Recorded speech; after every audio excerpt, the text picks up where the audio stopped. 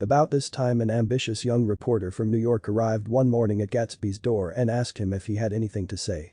"Anything to say about what?" inquired Gatsby politely. "Why, any statement to give out." It transpired after a confused 5 minutes that the man had heard Gatsby's name around his office in a connection which he either wouldn't reveal or didn't fully understand. This was his day off and with laudable initiative he had hurried out to see. It was a random shot and yet the reporter's instinct was right. Gatsby's notoriety, spread about by the hundreds who had accepted his hospitality and so become authorities on his past, had increased all summer until he fell just short of being news. Contemporary legends such as the underground pipeline to Canada attached themselves to him, and there was one persistent story that he didn't live in a house at all, but in a boat that looked like a house and was moved secretly up and down the Long Island shore. Just why these inventions were a source of satisfaction to James Gatz of North Dakota isn't easy to say. James Gatz, that was really, or at least legally, his name. He had changed it at the age of 17 and at the specific moment that witnessed the beginning of his career when he saw Dan Cody's yacht drop anchor over the most insidious flat on Lake Superior.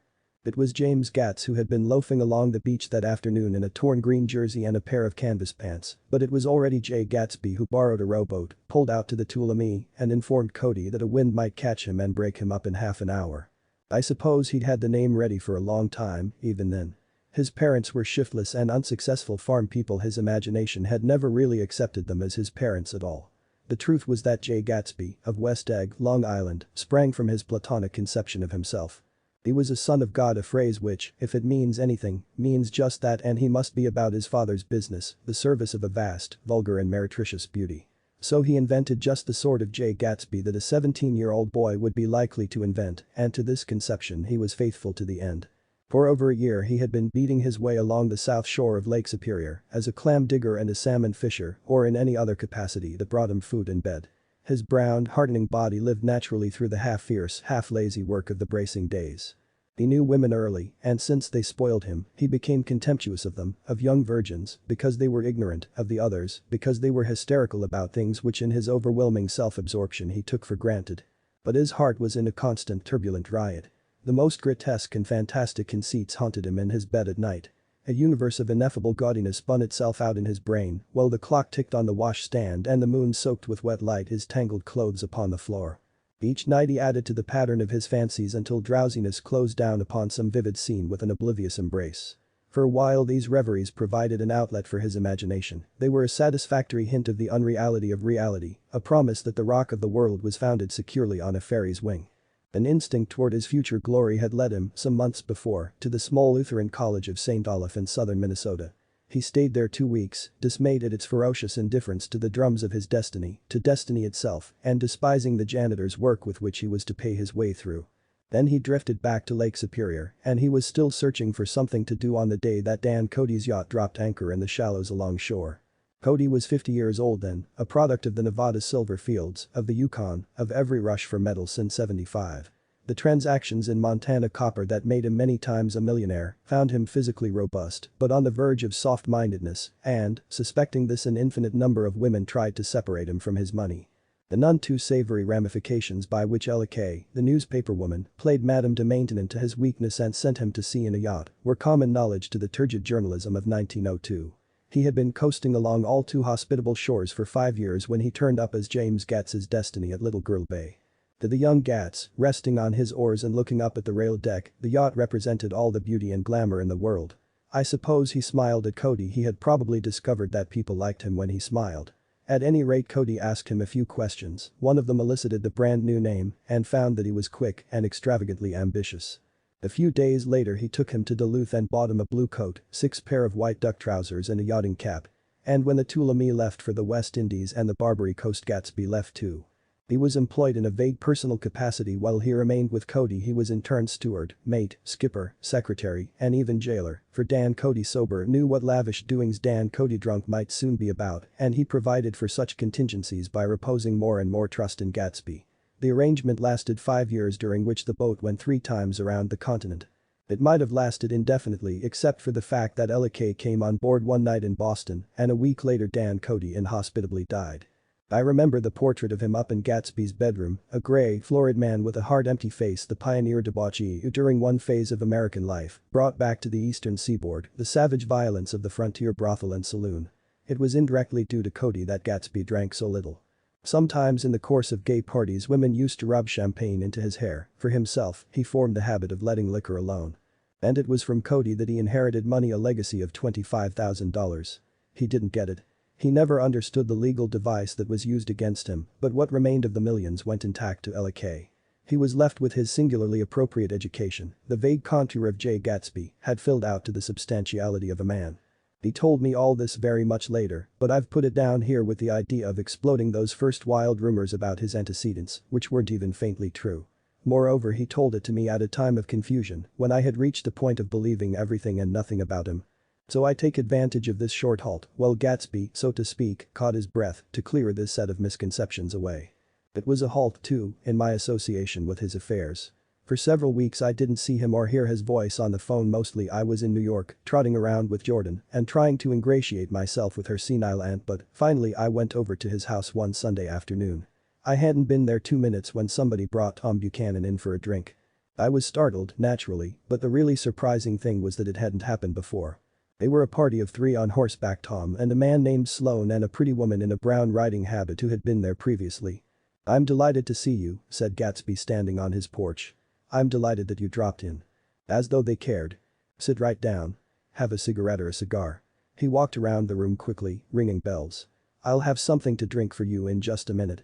He was profoundly affected by the fact that Tom was there. But he would be uneasy anyhow until he had given them something, realizing in a vague way that that was all they came for.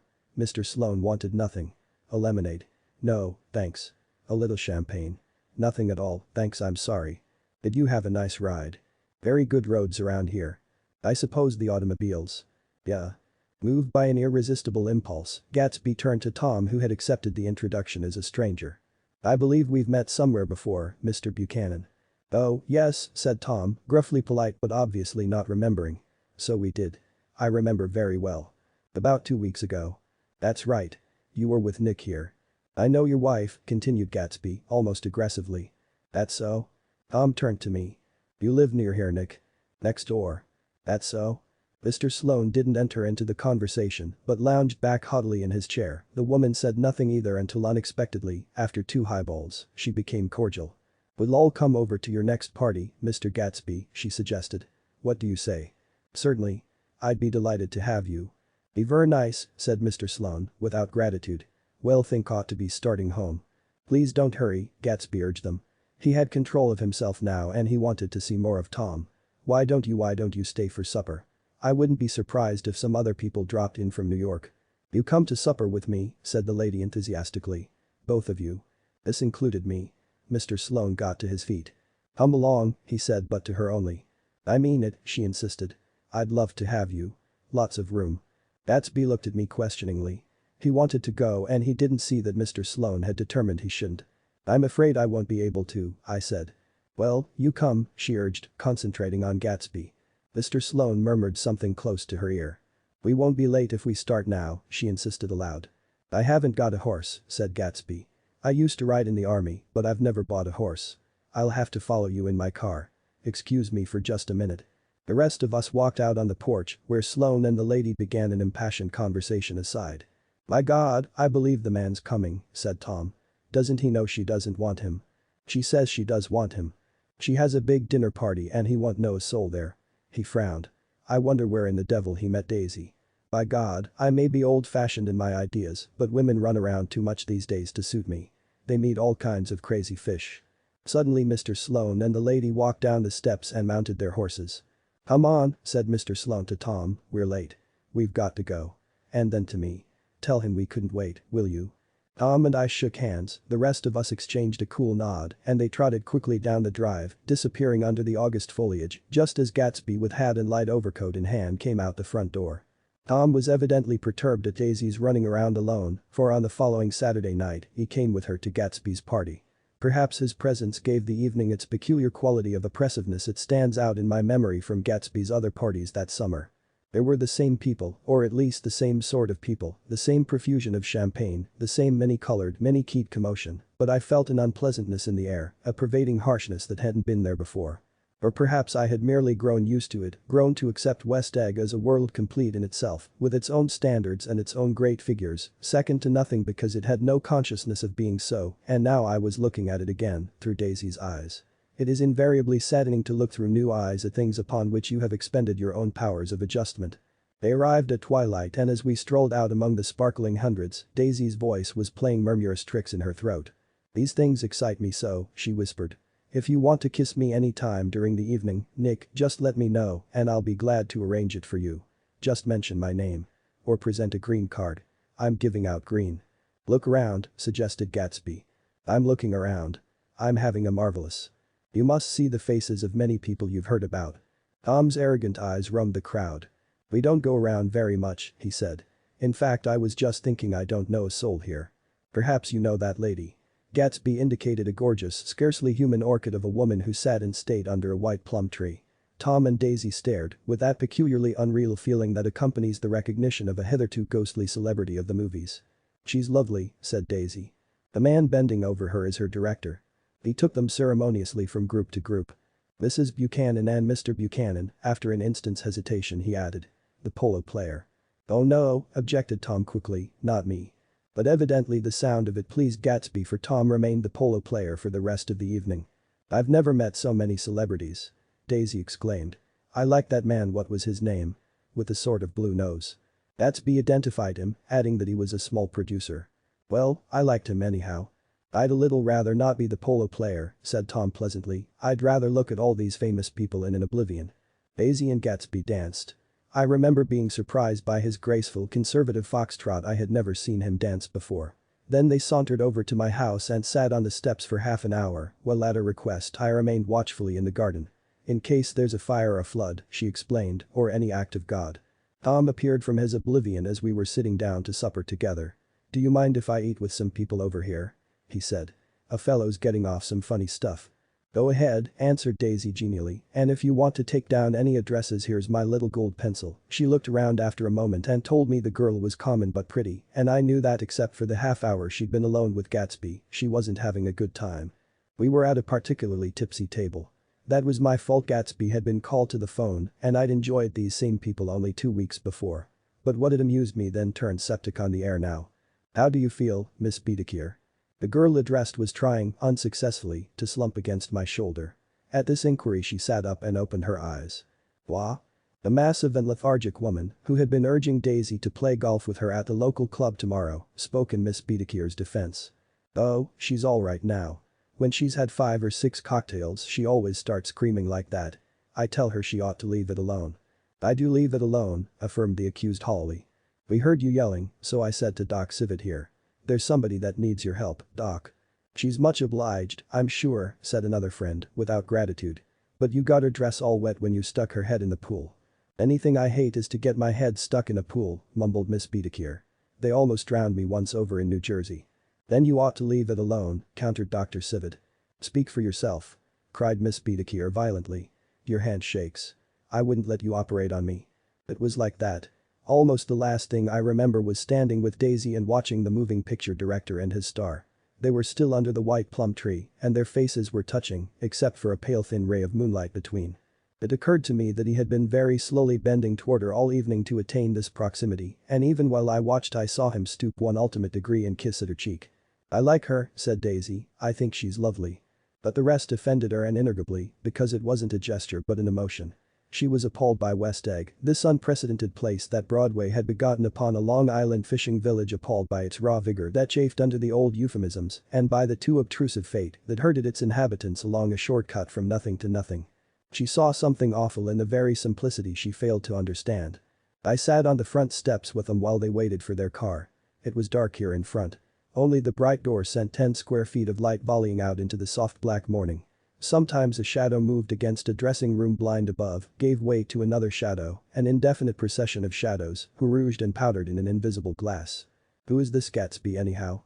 demanded Tom suddenly. "Some big bootlegger?" "Where'd you hear that?" I inquired. "I didn't hear it. I imagined it.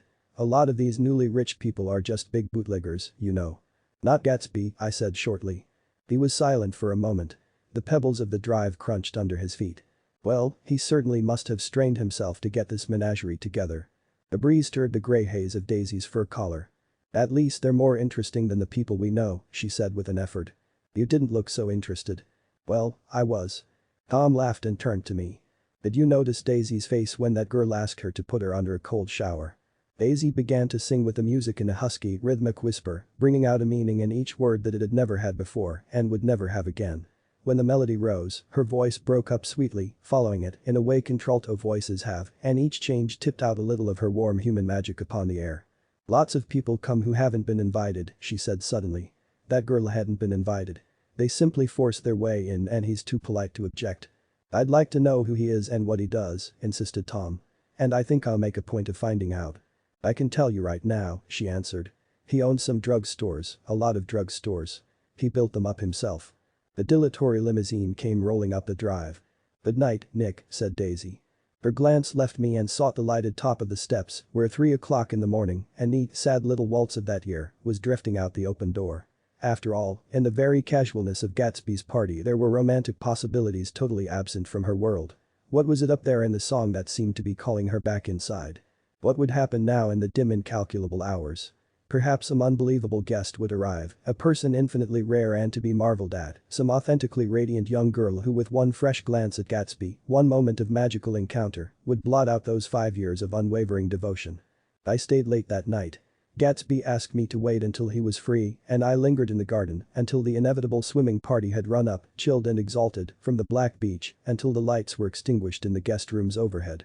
When he came down the steps at last the tanned skin was drawn unusually tight on his face and his eyes were bright and tired. "She didn't like it," he said immediately. "Of course she did." "She didn't like it," he insisted. "She didn't have a good time." He was silent and I guessed at his unutterable depression. "I feel far away from her," he said. "It's hard to make her understand." "You mean about the dance?" "The dance?" He dismissed all the dances he had given with a snap of his fingers. "Old sport, the dance is unimportant." He wanted nothing less of Daisy than that she should go to Tom and say, "I never loved you." After she had obliterated 3 years with that sentence, they could decide upon the more practical measures to be taken. One of them was that, after she was free, they were to go back to Louisville and be married from her house just as if it were 5 years ago. "And she doesn't understand," he said. "She used to be able to understand. We'd sit for hours." He broke off and began to walk up and down a desolate path of fruit rinds and discarded favors and crushed flowers. "I wouldn't ask too much of her," I ventured. "You can't repeat the past." "Can't repeat the past?" he cried incredulously. "Why of course you can." He looked around him wildly, as if the past were lurking here in the shadow of his house, just out of reach of his hand. "I'm going to fix everything just the way it was before," he said, nodding determinedly. "She'll see."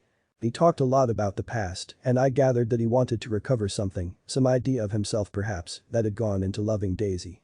His life had been confused and disordered since then, but if he could once return to a certain starting place and go over it all slowly, he could find out what that thing was. One autumn night, 5 years before, they had been walking down the street when the leaves were falling, and they came to a place where there were no trees, and the sidewalk was white with moonlight. They stopped here and turned toward each other. Now it was a cool night with that mysterious excitement in it, which comes at the 2 changes of the year.